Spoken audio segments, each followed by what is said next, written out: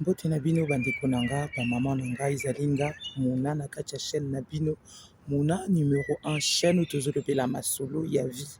baninga na nga makambo eza minene ya proverbe congolais loba banga makambo ebanga yo toka mpe na bamikolo banga makambo ebanga yo baninga na nga ndeka mwasi moko abengi nga avandaka na poto abi Muna nayebaki te ke baréalité ya libala eza boye munanga na lembi nayebi te so na okoka nayebi te so na supporter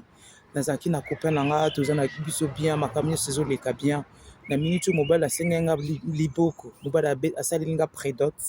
mobali abalinga nga mpe na ndimite mobali abalinga makambo nyonso ezoleka bien nzoka baprojet nyonso ya mobali nga nayebaka te donc toza bacopain copine kaka nde tozovivre bien baaller retour baninga na nga sikoyo baprojet ya mobali ayebi te ntango mobali abali ye ali mobali abandi koyebisi mo bavérité na ye nga nde nazalaka awa nga nazala entre 50 poto 50 afrique nasalaka bamarché na nga mingi na Kinshasa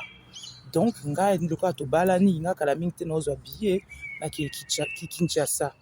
alobi ezalaka 4 mois 5 mois ça fait 2 ans au total que toza déjà en couple voilà 2 ans toza en couple 1 an na biso ya mariage mobali depuis juillet 2024 akendaki boyoka bien juillet 2024 akendaki na Kinshasa lelo toza avril 2025 abi Muna esala presque 1 an esala 1 an mobali akei ngai franchement nalembi nabandi na kolemba abi mpiska na besoin mpenza na savourer libala na vivre libala nga na okoka na nga te tokóma na biso kaka koswana na telefone boye na boye nga mpe ayebisi nga asalaka nde olingi po mpe nosala babusiness na nga etu ye mwasi alobi mais falo oyebisa nga bavérité na otan tozalaki copain copine ye ozoyebisa nga eloko te kaka boye so nayebana me nga na ndima na nga te tobalana na ndima tozalaka copain copine mpola nakomi mpenza na suka nakomi na suka na posa ya mobali voilà sikoyo ba hiver eleki na nga moko ete mpe ezoya tokomi avril toke printemps naza mpe nga moko donc nga na okoka na nga susu te yoka mwasi alobi nga na okoka na nga susu te bosiko so mobali alinga nasani boso mobali mosusu alinga ye mobali alobi ta sikoyo mwasi infidèle sikoyo mwasi infidèle ye mwasi alobi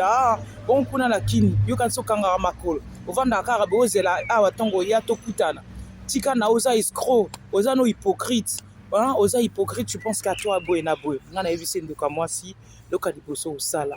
osambeli otie kimia soki oyo omoni na libala na yo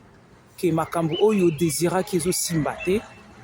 ezalaka kaka deux choix soit osupporter balobi la sage femme bâtit la maison soit osupporter ozeli projet na yo ya mobali no esila ozeli makambo et puis opropose lokola yo ozokende kini nga natikali na poto tokosala mpe nga mpe nazo rejoindre de temps en temps ye mobali alobi te eza babusiness na ye makambo ya mwasi eza te nga naza mobali yo oza mwasi eza eosimba te ebo aoya osala nini nga nazalaka toujours gauche droite ata oza pa baparent ata tozwi flat esimba te yo oza domicile na poto epuis na misala na yo osala nini okata 1 mois 3 mois 4 mois yo orejoindre nga na poto na kine okoka te nga nayebisi ezaka à deux côtés soit opatiente soit divorce mpe ezalaka nango bandeko na boyebisa nga soit ye aza na libala azoniokwama mobali aza kuna aza na ye libre ou bien adivorce akomi ne libre mabe nde soki ye mwasi azotrompe mobali